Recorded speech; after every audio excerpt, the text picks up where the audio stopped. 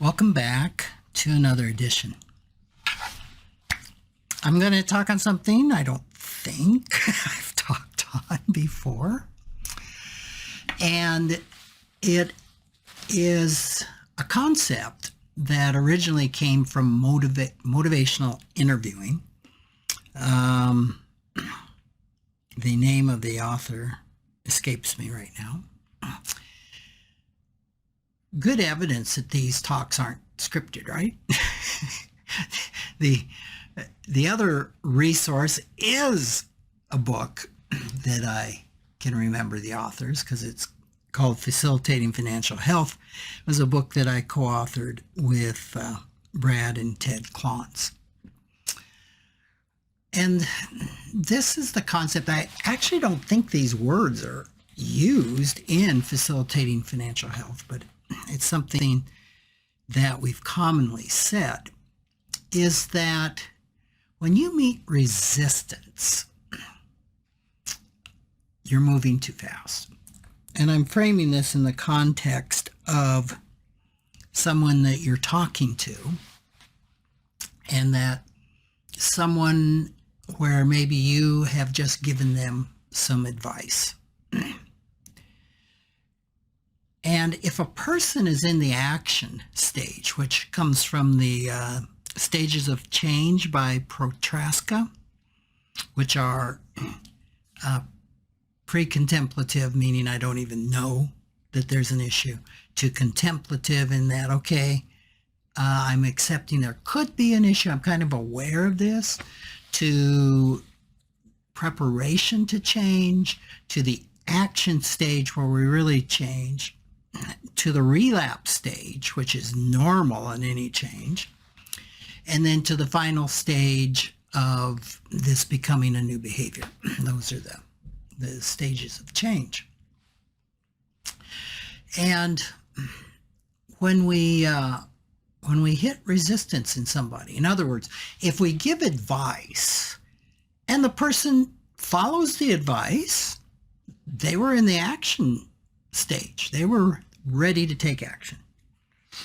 But typically, and this isn't from research, it's from more observation, only about 20% of us are ready to take action. Especially when we go to a professional and we say we have this problem and we're given advice, there's much higher chance that we're in the action stage that will act on that advice.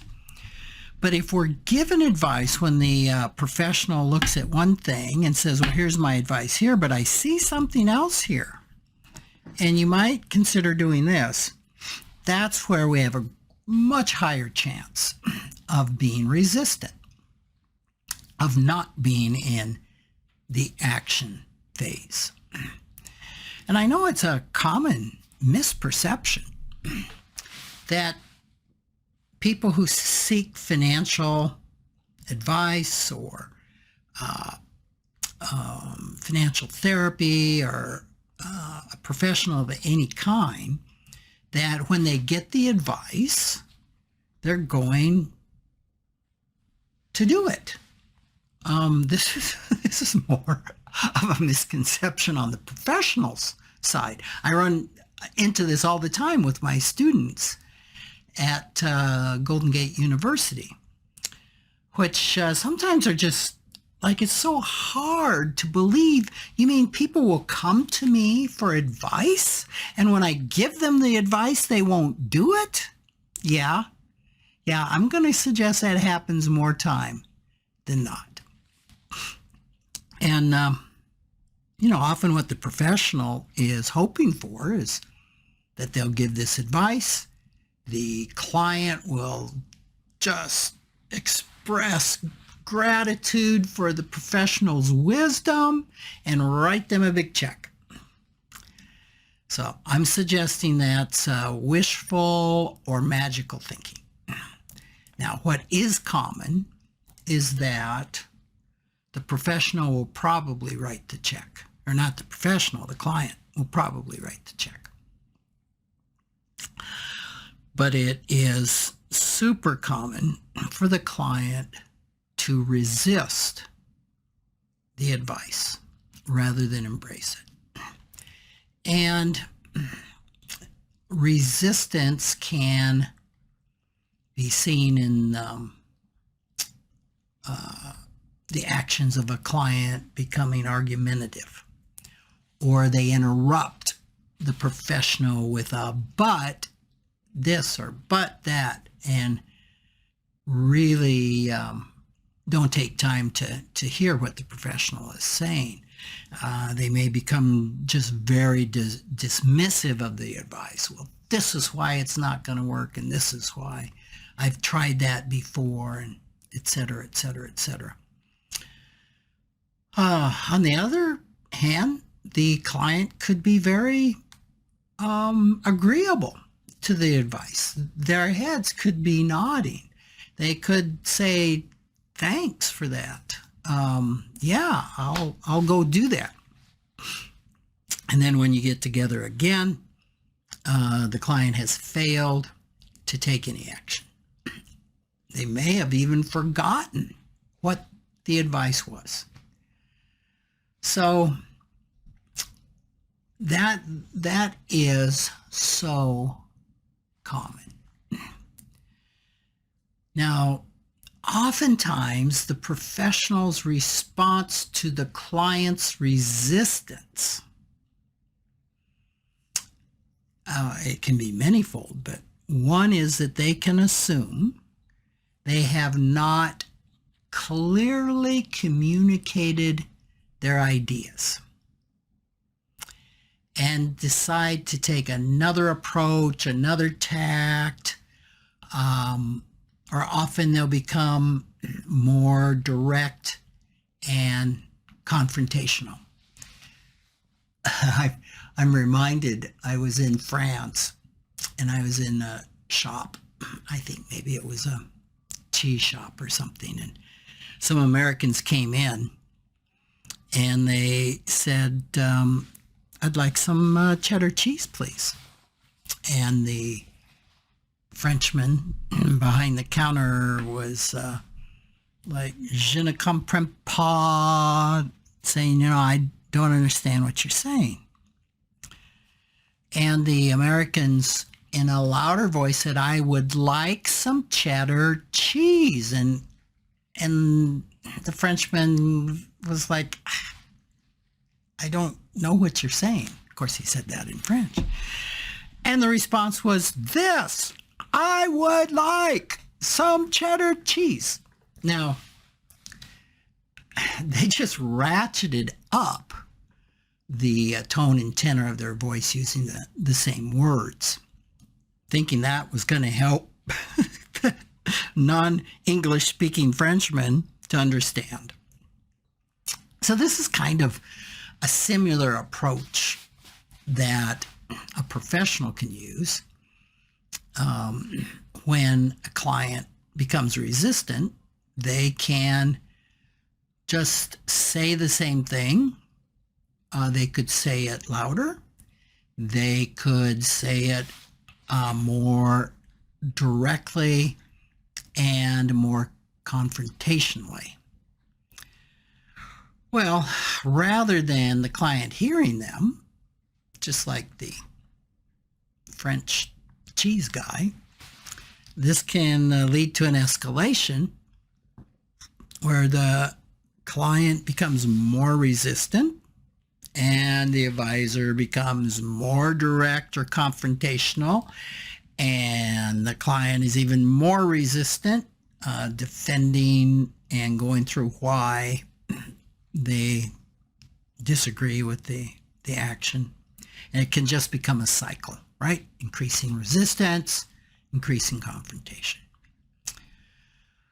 There's research, and a lot of this can be found in Chapter 10 of Facilitating Financial Health.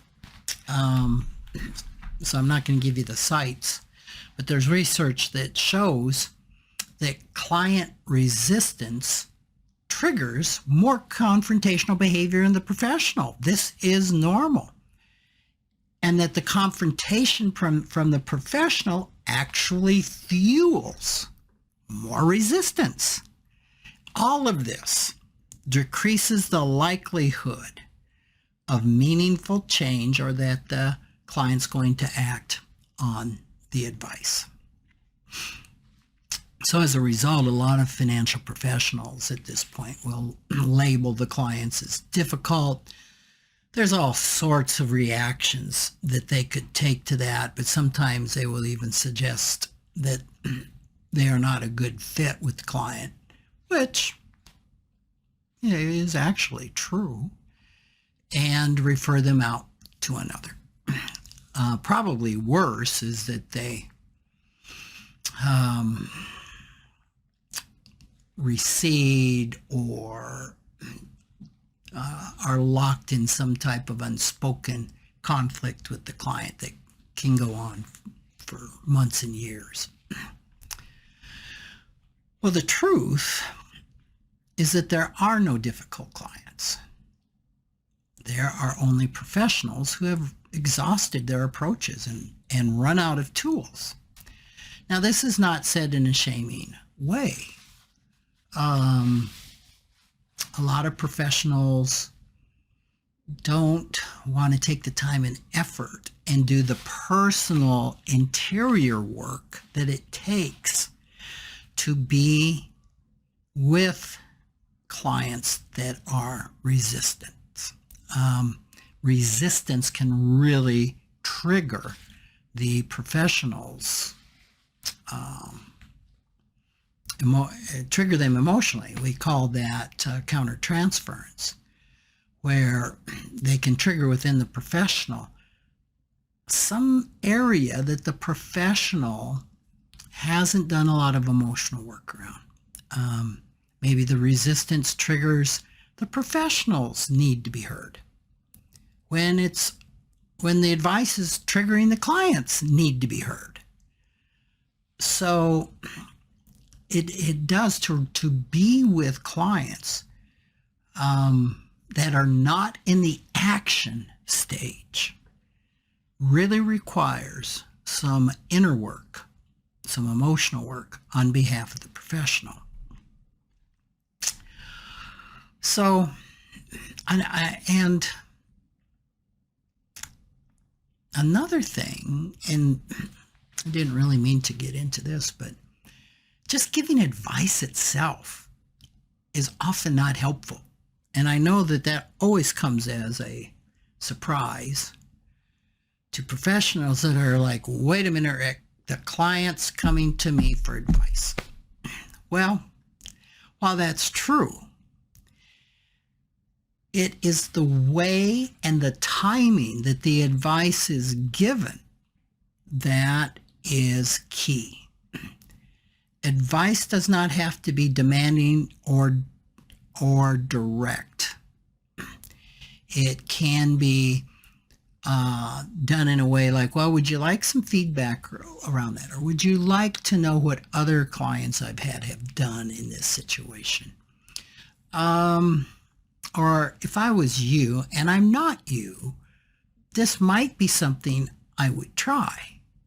But always letting the client know that they are in charge. Nobody likes to be told what to do.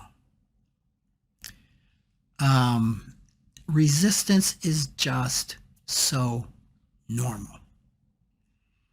So a skilled advisor, a skilled professional will recognize that when they meet resistance, it indicates they're moving too fast. So it's critical that the advisor pauses, steps back rather than doubling down and like the Americans in the cheese shop saying, well, let me put this louder and more succinct.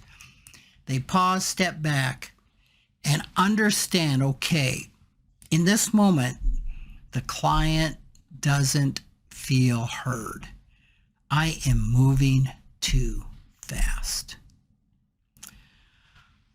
So client resistance is an indication that maybe I need to improve my listening skills, especially when I think I've heard the client and the client's saying, no, you haven't.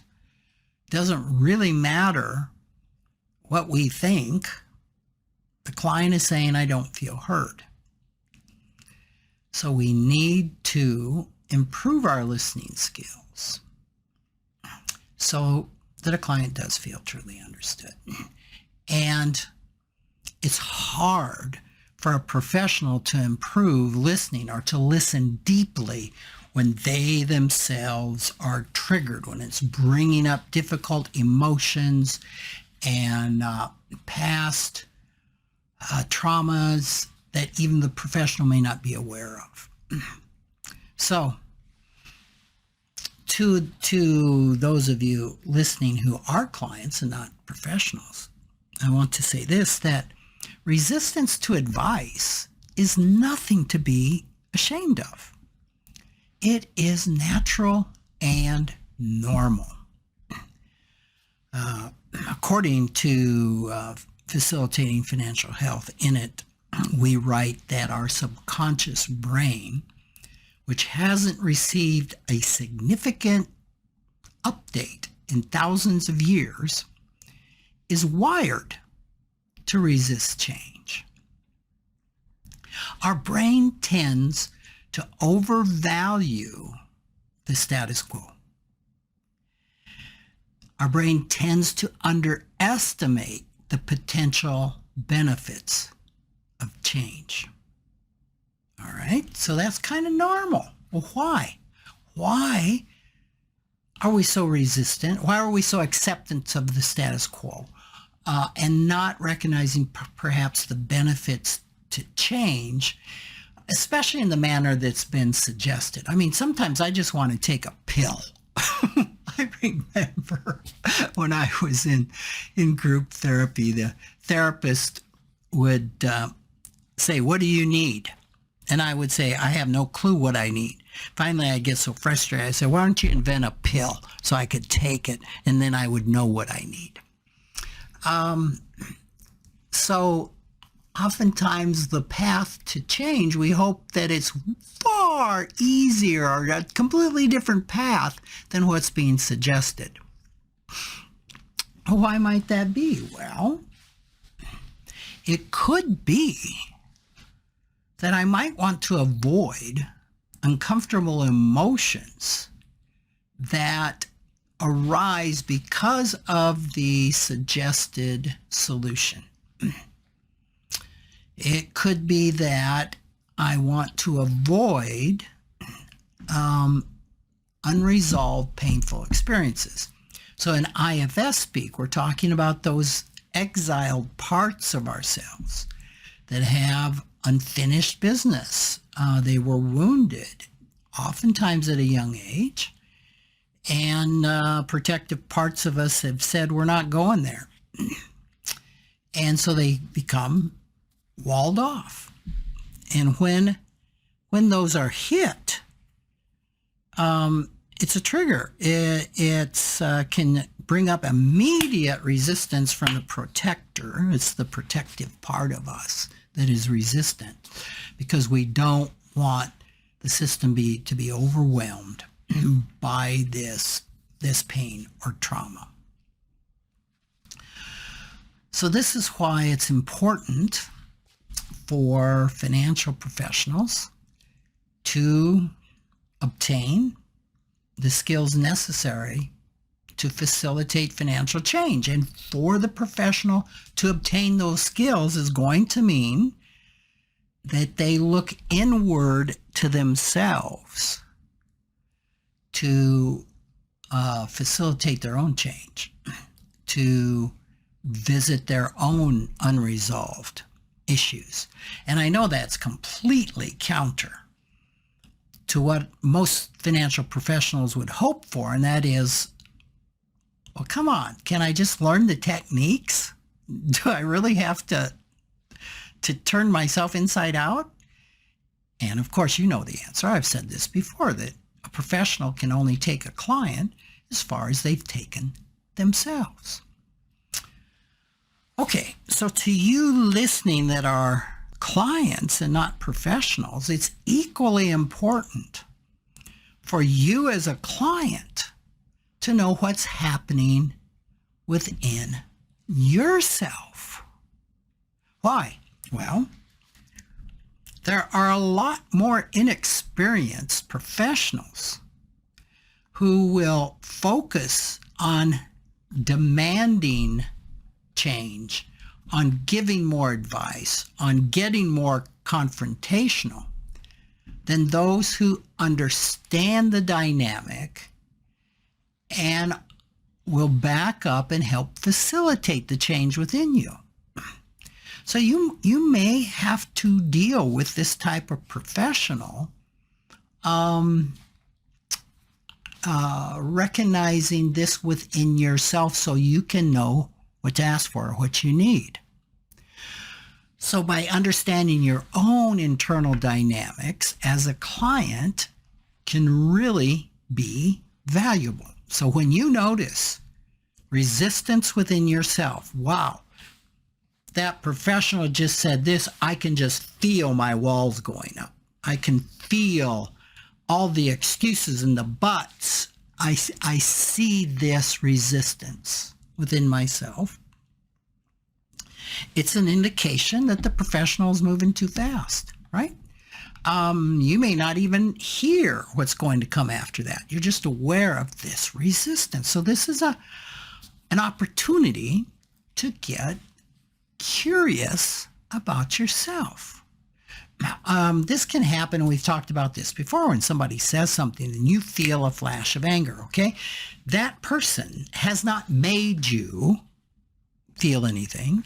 You are choosing to feel this anger, and this anger can be coming from who knows what, but it's legitimate.